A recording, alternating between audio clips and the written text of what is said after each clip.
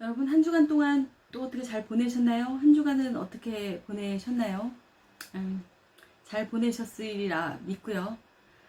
수업하시는데 어려움들은 없으신지 연락들이 별로 없으시네요. 수업하시는데 어려움들이 있다라면 언제든지 연락해 주시기 바랍니다.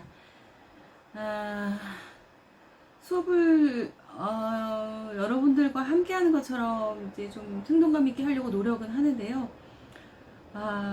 노력을 하는 만큼 여러분들도 좀, 잘 보고 계시는지 궁금합니다.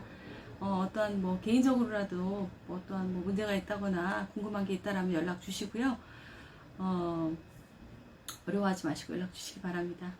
안타까운 그 시대를 겪으면서, 참, 힘드시죠?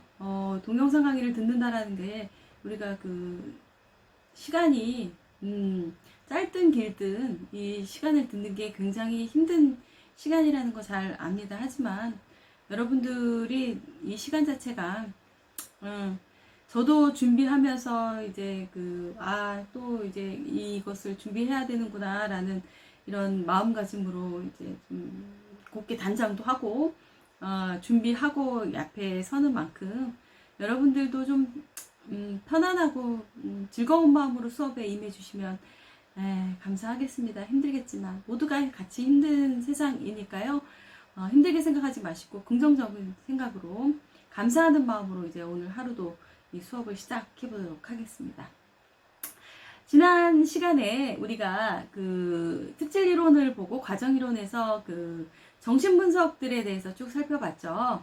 정신분석에서 프로이드와 개인심리학의 아들러와 융에 대해서 살펴봤는데 그런 것들에 대해서 제가 좀 자세하게 시간이 많지 않기 때문에 자세하게 살펴보지 못한 부분들 여러분들에게 좀 찾아보시라고 하는 부분들, 뭐, 아들러의 생애라든지 출생, 순위라든지 이런 부분들, 그리고 그 뒤에 이제 그 나오는 융의 MBTI 유형들에 대해서 한번 살펴보고 자신과 함께 어떠한 것들인가 한번 접목해 보십사 했는데 해보셨는지 모르겠어요. 그런 것들 하나하나 여러분들의 그 의무이기도 하지만 권리이기도 하니까 여러분들의 권리를 잘 찾아서 그런 것들을 공부하는 것도 여러분들의 권리라고 생각합니다.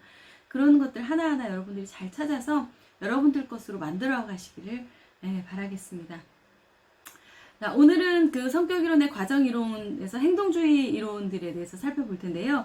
먼저 행동주의의 가장 대표적인 인물은 파블로프죠. 고전적 조건화의 파블로프. 개를 가지고 실험한 실험이 있었죠. 개를 묶어놓고, 어때요? 무조건적인 자극인 먹이를 주고, 먹이를 주고, 이제 이것이, 먹이를 주면 무조건적으로 침을 분비하죠, 강아지들은. 그런데 2단계에서는 무조건적인 자극인 먹이를 주고, 그 중성 자극인 종소리와 같이 연합을 시키는 거죠. 그래서, 무조건적인 반응이 침이 분비가 된다. 그랬을 때는 그 무조건적인 자극이 없을 때 중성 자극만 줘도 조건 자극은 종소리만 줘도 그 침을 분비한다. 라는 게 이제 우리가 그 흔히 얘기하는 파블로프의 개 실험에서 나타나는 고전적 조건화. 이 안에서 이제 그것을 계속 그렇게 뭐 주지 않으면 속어가 일어나고 그것을 뭐 변별하고 이런 것들에 대한 그 자세한 내용들이 이제 파블로프의 행동주의 이론에서 이제 나오죠. 그래서 그 행동주의 이론의 특성은 뭐예요? 행동이나 사고에 영향을 주는 요인이 개인 내적 요소에 있다라고 보는 것이 이제 행동주의 그 이론이고요. 행동주의는 성격을 결정하는 요인이 내적 요소가 아니라 그러니까 성격 특성 이론이나 정신분석 이론은 인간의 행동이나 사고, 다시 정리할게요. 그 행동주의 이론에서는 개인의 이러한 성격을 결정하거나 성격을 결정하는 것이 그 개인 내적인 요인이 아니라 외부적인 자극에 의해서 이러한 그 먹이라든지 종소리라든지 이런 외부적인 자극에 의해서 이제 결정이 된다라고 얘기하는 것이 행동주의이고요. 성격 특성 이론이나 정신분석 이론에서 아까 봤을 때는 뭐예요? 개인의 내적 요소에 있다라고 보는 것이 이제 정신분석이나 이런 그 내용들은 그렇죠. 근데 행동주의는 어때요? 외부적인 자극에 의해서 결정된다라고 보는 것이 행동주의인 것이죠. 우리가 이제 파블로프의 개 실험에서 본 것처럼 이 고전적 조건 형성에서는 파블로프 외에 또 왓슨이라는 학자가 있죠. 여러분들이 이따가 쉬는 시간에 그 왓슨의 리틀 알버트 실험이라는 것을 한번 찾아보시면 확연히 인간의 성격이 어떻게 만들어지는지에 대해서 여러분들이 이해하시기가 훨씬 더 쉬울 것이라고 생각이 듭니다. 그러니까 지금 적어 놓으시고요. 쉬는 시간에 그 왓슨의 리틀 알버트 실험 유튜브에 찾아보시면 있으실 거예요.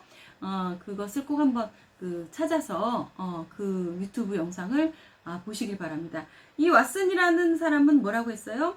자신에게 10명의 아이를 주면 그 10명의 아이를 원하는 대로 의사도 만들 수 있고 판사, 검사, 무슨 선생이든 뭐든 다 만들 수 있다. 그리고 자기는 거지도 만들 수 있고 노숙자도 만들 수 있다. 다양하게 자기는 그것도 다 만들 수 있다.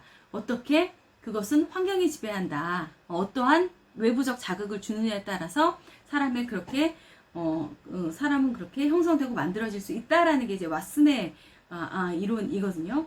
그러니까 인간의 성격도 행동의 차원에서 보면 인간이 가지고 있는 습관에 의해서 만들어진다라고 이야기를 했죠. 그러면서 삶의 과정을 통해서 인간은 어느 정도 예측 가능한 방식으로 특정 자극에 반응되도록 조건화되어 있다라고 이야기하는 것이 이제 행동주의 왓슨의 이야기이고요. 아동이 자라면서 더욱더 많은 과정에서 어때요? 자라면서 많은 노력이나 자라는 과정에서 어떠한 자신의 그 노력 그리고 부모나 교사의 기대에 부응하도록 조건 형성이 되는 거죠. 조건 형성이 되고 그 과정에서 좌절을 경험할 때 포기하는 사람, 포기하는 사람은 그것을 포기하는 것을 학습하고 그 또 다른 사람들은 좌절을 경험했지만 그것을 다시 시도하려고 하는 시도를 하는 것을 학습할 수도 있다. 그래서 인간이 일생 동안에 습관적인 행동들을 수정하거나 확장해 나가고 자극에 대해서 나름의 독특한 반응을 나타낸 경험의 역사를 가지고 있기 때문에 성장하면서 인간은 조금씩 다른 성격을 가지게 된다 라고 이야기하는 행동주의에서는 이렇게 이야기합니다. 그러니까 외부에서 어떠한 자극을 받느냐에 따라서 조건 형성이 되고 그 조건 형성에 의해서 성격이 만들어진다라고 이야기하는 것이 이제 그 행동주의이다 라고 이야기할 수 있겠죠. 리틀 알버트 실험 여러분들 꼭 한번 찾아서 유튜브 영상 보시기 바라고요. 이제 두 번째 그 행동주의에서는 조작적 조건화 스키너 상자라고 여러분들 들어보셨는지 모르겠어요. 생쥐를 가둬놓고 생쥐에게 생쥐가 막 방 안을 돌다가 뭔가 지렛대 실험을 하죠. 지렛대를 툭 치니까 어때요? 먹이가 나와. 지렛대를 치면 먹이가 나오는구나. 어떠한 조작된 환경 속에서 그러한 행동을 했더니 강화물이 나오는구나. 그래서 그 행동을 계속 하게 되는 것이 이제 조작적 조건 형성의 그 스키너 상자의 이론이죠. 스키너의 이론이죠. 조작적 조건 형성. 반응 행동. 반응 행동은 자극에 의해 야기되는 반사 또는 자동적 반응이고 조작 행동은 자발적으로 방충되는 행동, 사건에 의해서 강해지거나 약해진다. 그러니까 내가 그 지렛대를 눌렀는데 만약에 거기서 먹이가 안 나오고 만약에 더러운 것이 막 쏟아져 나왔다. 그럼 그 행동은 감소하겠죠. 자발적으로. 그리고 그 행동을 했을 때 먹이가 나오면 그 행동은 계속 강화돼서 더 많은 행동들을 하게 되겠죠. 이것이 이제 그 조작적 조건화 이론인데요. 그러니까 이제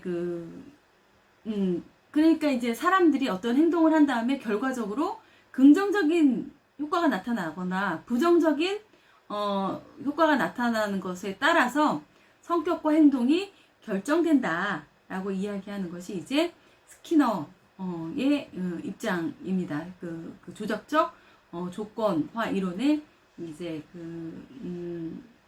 에서 이야기하는 내용이고요. 행동주의 마지막 사회학습 이론이라는 것이 있죠. 사회학습 이론은 행동주의라고도 이야기를 하고 이제 인지주의 쪽으로도 이야기를 하고 있는데요. 인지주의와 그 행동주의의 중간에 서 있는 이론이 이제 사회학습 이론이다라고 이제 이야기를 하는데요. 대표적인 학자가 반두라가 있죠. 반두라가. 그러니까 사회학습 이론은 행동을 모방하고 관찰해서 그 결과를 어때요? 인지과정을 통해서 결정함으로써 성격이 형성된다 라고 이야기하는 거죠.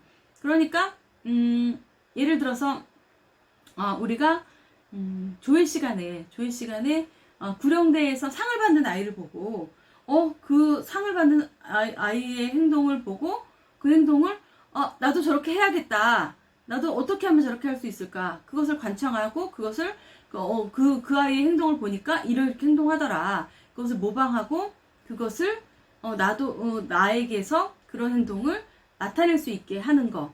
이것이 이제 사회학습 이론. 내가 어떠한 현상을 보고 그것을 내가 인지적으로 가져와서 그 행동을 내가 다시 하게 되는 거. 이것을 이제 사회학습 이론의 기본이 되는 이론인데, 그러니까 이러한 행동, 타인의 행동을 모방하고 타인의 행동을 인지하는 과정 속에서 성격이 형성된다라고 하는 견해를 가진 것이 이제 사회학습 이론이다. 행동주의 사회학습 이론이다. 그러니까 천천히 하나하나 살펴보면 기대된 강화를 품은 자극이 지시다. 내가 이렇게 나도 저러한 상을 받고 싶다라는 기대된 강화를 품은 자극이 이제 제시되는 거죠. 그리고 대상이 자신에게 관련된 것들에 선택적으로 주의를 기울이게 되는 것이죠. 쟤는 나랑 같은 나이 또래고 나도 저거를 할 수 있겠다. 이렇게 선택적으로 나도 어떠한 행동을 해야겠다라는 것에 그 주의를 기울이게 되고요. 그 모델을 관찰하는 본보기, 자극이 제시된다. 그 아이가 어떠한 행동을 하더라. 이것들을 보고 이제 나에게 자극이 제시되는 거죠.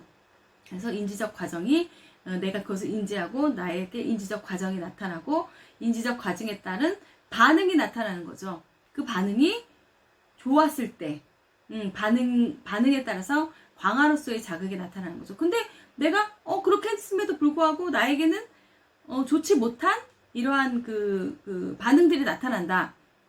좋지 못한 일들이 일어났다. 그랬을 때는 그것은 이제 그 행동은 안 하겠지만 그 행동이 나에게도 똑같이 좋은 자극으로 나타냈을 때 그 행동을 계속하게 되는 것이다.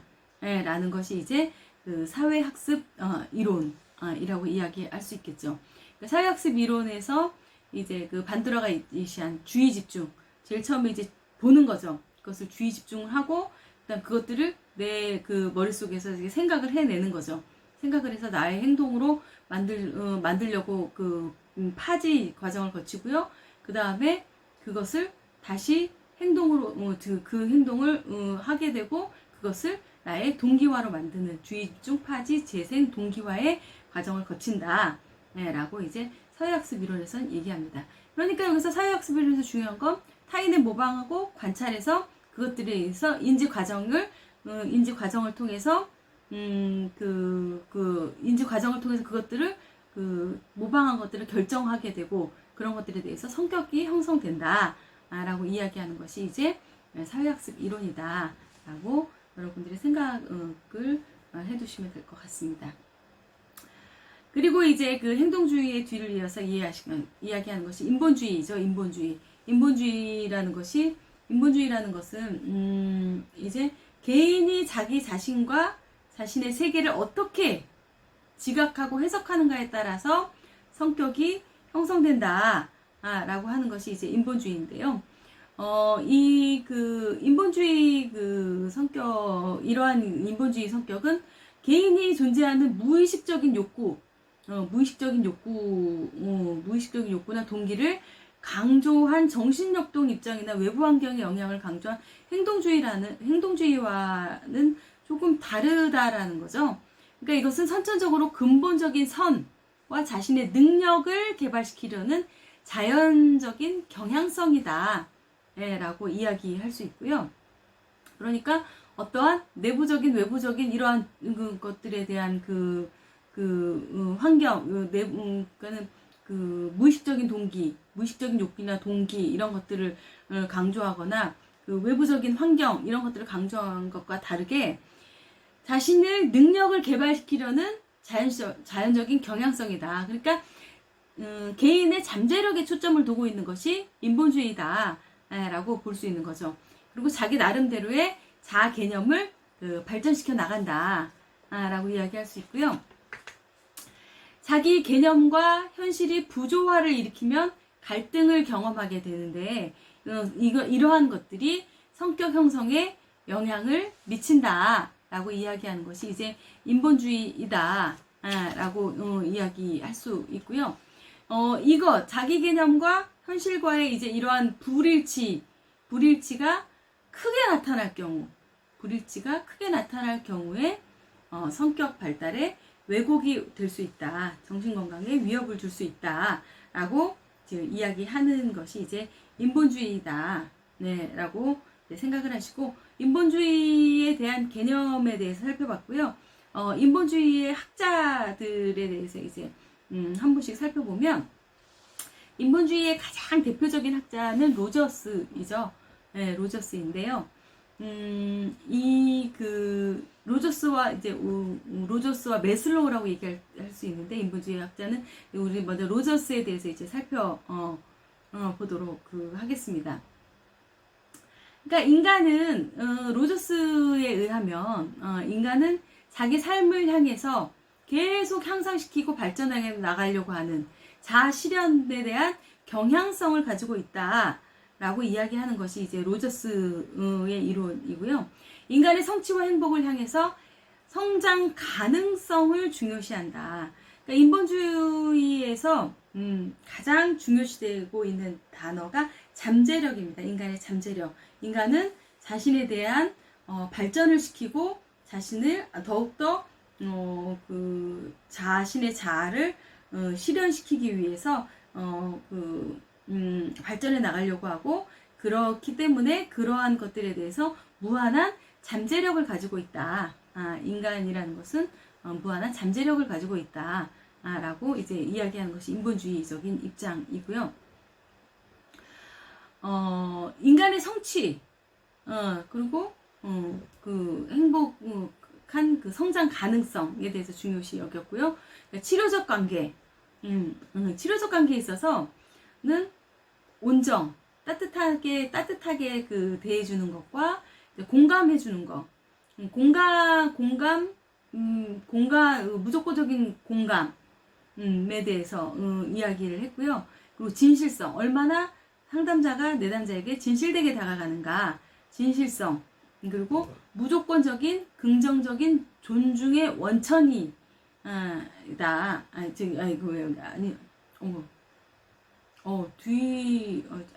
다시. 치료적 관계는 온정과 공감, 그리고 진실성이 있어야 된다.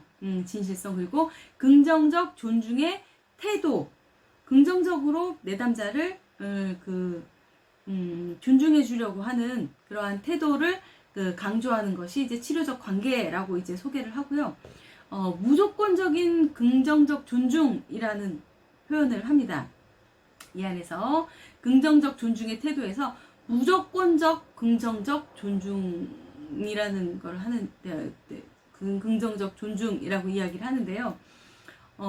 그러니까 어떠한 개인에 대해서 대할 때 치료적 관계에서는 무조건적으로 그 사람을 존중해주고 수용해줘야 된다. 조건 없이, 아무런 조건 없이 그렇게 해줘야 된다. 그래서 이러한 것들이 왜 필요한가를 봤더니, 이러한 사람들은 무조건적인 긍정이나 존중을 부모로부터 받았어야 되는데, 부모로부터 이러한 무조건적인 존중과 긍정을 받아보지 못했다. 그러함으로 인해서 이러한 상담적인 부분에서 이러한 요소들이 필요하고, 무조건적인 긍정과 존중의 원천은 그래서 부모이다. 라고 이제 이야기를 합니다. 그리고 성장 가능성을 인정. 그러니까 성장의 가능성을 인정하는 것이 그 중요하죠. 그 인본주의에서는요. 성장의 가능성을 인정하고 자신의 삶에서 만족감을 얻으려고 노력하는 사람이 완전하게 기능하는 사람이다. 그러니까 자기 자신을 인정하고 자기 자신이 훌륭하게 성장, 성숙할 수 있다라고 믿고 그것을 자기 자신에게서 만족감을 얻고 노력하고 자기 삶에서 그 성장 가능성을 인정해가면서 자기 삶을 계속 발전시켜 나가는 사람, 이런 사람이 이제 완전히 기능하는 사람이다라고 이제 그 로저스는 그 이야기합니다. 그리고 이 인본주의 학자 중에서 두 번째로 이제 그 매슬로우가 있는데요. 매슬로우에 대해서 이제 살펴보면, 매슬로우는 이제 욕구에 대해서 얘기했죠. 욕구 체계에 대해서 그 얘기했죠. 매슬로우는 프로이드에 대해서 인간의 본성에 대해서 비관적이고 어두운 관점을 자기 실현과 성장을 향한 낙관적인 것으로 이제 바꾸려고 했다. 예, 라고 이제 그 프로이드의 어두운 부분, 그러니까 인간의 본성에 대한 비관적이고 어두운 관점을 자기 실현과 성장이라는 그러한 그 낙관적인 그 태도로 보면서 이것을 바꾸려고 했다라는 것이 이제 매슬로우의 이론이고요. 매슬로우는 이제 그 심리 장애를 갖게 되는지에 관심을 가졌을 때 사람은 왜 심리 장애를 가질까? 라는 이러한 관심에서 매슬로우는 심리학이 성격의 행복하고 건강한 측면을 도울 수 있는 방법에 대해서 이제 생각을 하면서 무의식적인 동기보다 성격의 의식적인 측면에 대해서 더 관심을 두게 되었고요. 이것을 토대로 기본적인 욕구 체계가 있다. 라고 이제 설명을 하면서 그 욕구 체계는 결핍의 욕구가 있고 성장의 욕구가 있다. 근데 결핍의 욕구는 뭐냐면 어떠한 그 필요한 대상이 사람이 그 살아감으로 인해서 그 부족함으로 인해 생기게 되고 그것이 획득된다면 어떠한 그 대상, 내가 부족하다라고 생각하는 대상이 생기게 되고 살아가면서 이런 것들이 생기게 되고 이러한 그 부족하다라고 느꼈던 대상이 획득이 되면 충족되는 것을 이제 결핍의 욕구다. 라고 이야기했고요. 또한 성장의 욕구라는 것은 타인과의 관계, 타인에게 이타적인 사랑을 베풀고 자신의 잠재력을 개발하는 것이 이제 성장의 욕구이다. 라고 이야기하면서요. 결핍의 욕구와는 달리 성장의 욕구라는 것은 이러한 그 자기가 얻으려고 하는 이러한 대상, 이타적인 사랑을 베풀고 잠재력을 개발하는 이러한 대상들에 대해서 발견을 하더라도 이것이 만족돼서 그 안에서 획득해서 만족하게 되고 그것을 그 안에서 이렇게 머물게 되는 것이 아니라 그것이 만족되지 않고 오히려 더 발전돼서 나가려고 하는 그러한 욕구를 가지게 된다. 라고 하는 것이 이제 성장의 욕구의 특징이다. 라고 이야기하면서 욕구 체계를 결핍의 욕구와 성장의 욕구로 이야기를 합니다. 그래서 그 인본주의 가정에서 그 매슬로우의 욕구 체계 이론에 대해서 살펴보면요. 욕구 체계 그 이론은 욕구 체계 매슬로우의 욕구 위계에 대해서 살펴보면 먼저 제일 밑에 결핍의 욕구에는 생리적인 욕구와 안전에 대한 욕구가 있죠. 생리적인 욕구, 내가 배설하고 먹고 이런 것들은 우리가 그것이 채워지면 안정화되죠. 더 이상 그것에 대해서 이제 바라지 않는 거죠. 안전에 대한 욕구, 내가 안전한 집에서 살고 안전한 그 보호 속에서 그 치안이나 이런 것에서 그 안전하게 살아가는 안전에 대한 욕구, 이러한 결핍 욕구들은 채워지게 되면 안정성을 갖게 된다라는 얘기죠. 그 성장의 욕구는 그 윗단계 욕구로 소속과 사랑에 대한 욕구, 내가 어떠한 그 소속을 갖고 어떤 이성 간에 사랑을 하게 되고 이러한 사랑에 대한 욕구를 갖게 되면 그 다음 단계는 존중에 대한 욕구를 갖게 된다는 것이죠. 존중에 대한 욕구를 갖게 되고 그 다음에는 그 다음 단계 제일 윗단계가 자아 실현의 욕구, 내가 일생을 통해서 뭔가 실현해 나가고자 하는 방향, 자아 실현의 그 욕구를 그 제일 윗단계, 제일 상위 욕구 단계라고 이제 이야기했죠. 그래서 메슬로우는 제일 하위 단계부터 결핍 욕구에서 생리적 욕구와 안전의 욕구, 성장의 욕구에서 소속감과 사랑의 욕구가 채워지면 그 다음 단계로 존중의 욕구가 되고 그 다음 제일 상위 단계가 자아 실현의 욕구다라고 이야기하면서 메슬로우는 모든 사람들이 이 단계를 다 거쳐서 자아 실현의 욕구로 가는 것이 아니라 자아 실현의 욕구로 가는 사람들은 아주 소수의 사람만이 자아 실현의 욕구에 도달할 수 있다라고 이제 이야기를 했습니다. 자, 우리가 이제 그 인본주의 이론들에 대해서 이제 살펴봤고요. 그 다음으로 이제 성격의 유형들에 대해서 이제 살펴볼 텐데요. 잠깐 쉬었다가 성격의 유형들에 대해서 살펴보고요. 여러분들 쉬는 시간 동안에 반드시 아까 얘기했던 리틀 알버트에 대해서 한번 살펴보고요. 다른 교재들이나 이제 파블로프나 이제 누구죠? 파블로프나 누구야? 저기 스키너, 파블로프의 개 실험이나 스키너의 상자, 이런 부분들에 대해서 여러분들이 한번 그런 부분들에 대해서 한번 살펴보시기를 바랍니다. 어떠한 그림들을 여러분 배운 기억들이 다 있으실 거예요. 네, 그러니까 쉬는 시간 동안에 그런 것들, 스키너 상자라든지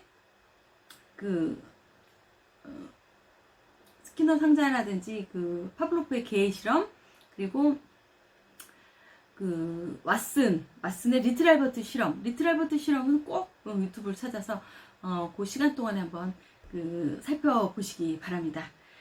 잠시 쉬었다가 우리 이제 그 다음이죠, 성격의 유형들에 대해서 살펴보도록 하겠습니다. 잠깐 쉬었다가 다시 만나도록 하죠.